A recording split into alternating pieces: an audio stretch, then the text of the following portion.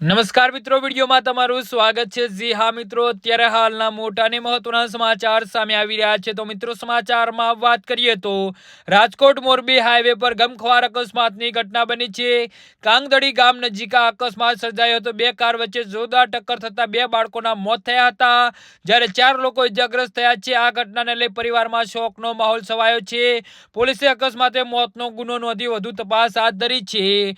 તો મળતી વિગતો અનુસાર ઘટનાગત મોડી રાત્રે રાજકોટ મોરબી હાઈવે પર આવેલા કાનગડી ગામ પાસે સર્જાઈ હતી। તો પૂરપાટ ઝડપે આવી રહેલી બે કાર વચ્ચે જોરદાર ટક્કર થતા અકસ્માત સર્જાયો હતો, જેમાં 3 વર્ષીય મોક્ષ અને 9 મહિનાની શ્રેયા મધેશ્વરીનું મોત થયું છે, જ્યારે બંને માસૂમ બાળકોના મોત થતા હેરાટી વ્યાપી ગઈ છે। આ ઉપરાંત કારમાં સવાર અન્ય 4 વ્યક્તિઓને પણ ઈજા થઈ હતી, જેમને તાત્કાલિક સારવાર અર્થે રાજકોટની હોસ્પિટલમાં ખસેડવામાં આવ્યા છે।